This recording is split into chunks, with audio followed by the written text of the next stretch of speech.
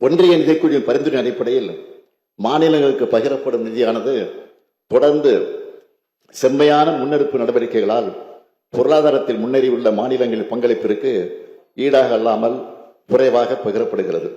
இதனை அடுத்துத்தான் இத்தகைய இக்கட்டான சூழலில் கூட்டாட்சி கருத்தியலை வலியுறுத்தும் வகையிலும் ஒன்றிய மாநில அரசுகளின் உறவுகளை கொள்கைகளை மேம்படுத்திடவும் இந்திய அரசமைப்பு சட்டத்தின் விதிக்கூறுகள், நடைமுறையில் உள்ள சட்டங்கள், ஆணைகள் ஆகியவற்றை அனைத்து நிலைகளிலும் ஆராய்ந்து மதிப்பீடு செய்யவும் மற்றும் அதற்குரிய நடவடிக்கைகளை அரசுக்கு பரிந்துரை செய்திடவும் உயர்மட்ட அளவிலான குழு ஒன்றின் அமைப்பது என தமிழ்நாடு அரசு முடிவெடுத்தது.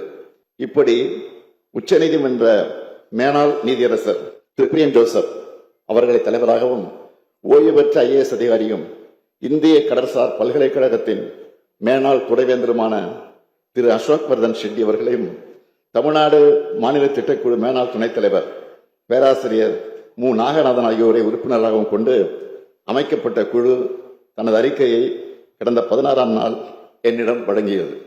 மாண்புமிகு பேரவைத் தலைவர்கள் மூலமாக மாண்புமிகு பேரவை உறுப்பினர்களுக்கும் தமிழ்நாட்டு மக்களுக்கும் இந்தியாவின் பல்வேறு மாநிலங்களுக்கும் ஒன்றிய அரசுக்கும் நான் சொல்லிக் கொள்வது, மாநில சுயாட்சி வேண்டும், ஒன்றியத்தில் கூட்டாட்சி மலர வேண்டும்.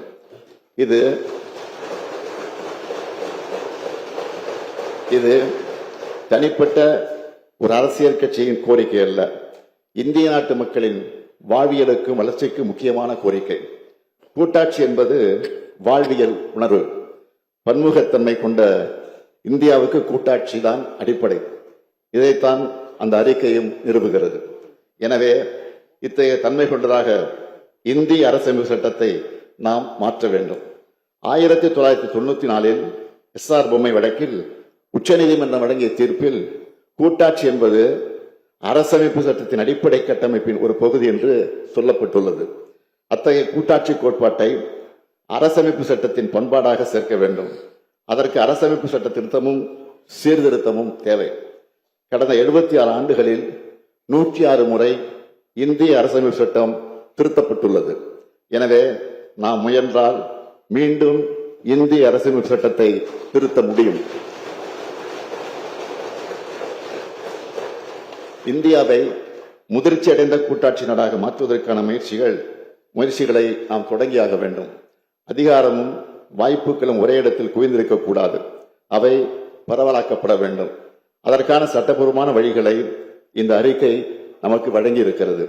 கூட்டாட்சி தன்மை கொண்டதாக இந்திய அரசியல் சட்டத்தை மாற்றுவது இந்திய ஒன்றியத்தை பலவீனப்படுத்தாது என்று இந்த அறிக்கை கூறுகிறது. அனைத்து அதிகாரங்களையும் ஒன்றிய அரசு கபலீகரம் செய்யும் சூழலில் ஆளுநர்கள் மூலமாக மாநில அரசுகள் செயல்படாமல் தடுக்கும் நிலையில் இந்தி திணிப்பின் மூலமாக, நிதி நெருக்கடிகளின் மூலமாக, தொகுதி மறுவரை என்ற சதியால், GSTயால் தமிழ்நாடு அனுபவித்து வரும் நெருக்கடிகளில் இருந்து மீள ஒரே மருந்து மாநில சுயாட்சி தான். அதனை அரசமைப்பு சட்ட திருத்தத்தின் மூலமாக மட்டுமே அடைய முடியும்.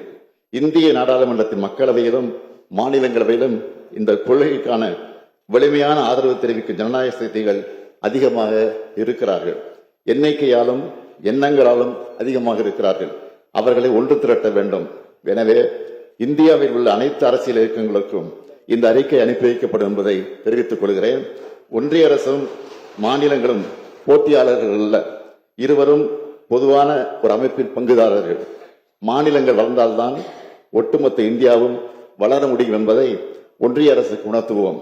இப்படிப்பட்ட பின்னணியில்தான் நமது குடியரசின் அரசமைப்பு சட்டத்தின் உயிர்ப்பை தீர்மானிக்கும் முக்கியமான தருணத்தில் நாம் நிற்கிறோம். நாம் இதுவரை பயணித்த பாதையை மீளாய்வு செய்து உண்மையான கூட்டாட்சி கருத்தை வலுப்பெறும் வகையில் நமது எதிர்காலத்தை வடிவமைக்க வேண்டிய நேரம் இது. இதற்கு சட்டப்பூர்வ வழிமுறையில் ஆராய்ந்து முதற்கட்ட அறிக்கையை வழங்கிய மாண்புமை உச்சநீதிமன்ற மேனாள் நீதியரசர் திருமிகு சூரியன் ஜோசப், ஓய்வு பெற்ற IAS அதிகாரி திருமிகு அசோக் வர்தன் ஷெட்டி, பேராசிரியர் மு. நாகநாதன் ஆகியோருக்கு எனது மனமார்ந்த நன்றியை தெரிவித்துக் கொள்கிறேன். இந்த அறிக்கையை தற்போது இந்த மாமன்றத்தின் மேலான பார்வைக்கு வைக்கிறோம். இந்தியாவின் ஒற்றுமை, ஒருமைப்பாடு, பன்முகத்தன்மை, மக்களாட்சி பொறுப்புணர்வு, அரசமைப்பு சட்ட ஒழுங்குமுறை ஆகியவற்றோடு முதிர்ச்சி பெற்ற கூட்டாட்சி நாடுகளின் சிறந்த நடைமுறைகளையும் உள்ளடக்கி தாக்கல் செய்யப்பட்டுள்ள இந்த அறிக்கையை அனைவரும் திறந்த மனதோடு ஏற்று அறிவார்ந்த விவாதங்களை நடத்தி செழுமையாக படுத்த வேண்டும். ஒன்றிய மாநில உறவுகளில் சமநிலையை மீட்டெடுக்க வேண்டும். மாநிலங்கள் வலுவாக இருந்தால்தான் ஒன்றிய அரசு வலுவாக இருக்கும். மாநிலங்களால் தான் நாட்டு வளர்ச்சியும் பெருமையும் வளர்ச்சியும் அடையும். கூட்டாட்சி கருத்தில் என்பது மாநிலங்களுக்கான சலுகை இல்ல, நாட்டிற்கான பாதுகாப்பு அரண். இதையெல்லாம் ஒன்றிய ஆட்சியாளர்களுக்கு உணர்த்திக் கொண்டே இருக்க வேண்டும். கொட்ட கொட்ட குனியக்கூடியவர்கள் அல்ல நான்.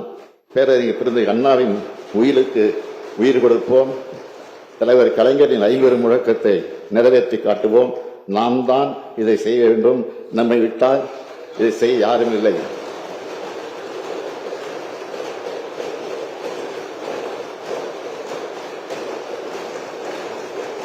நாம் தான் இதை செய்ய வேண்டும்.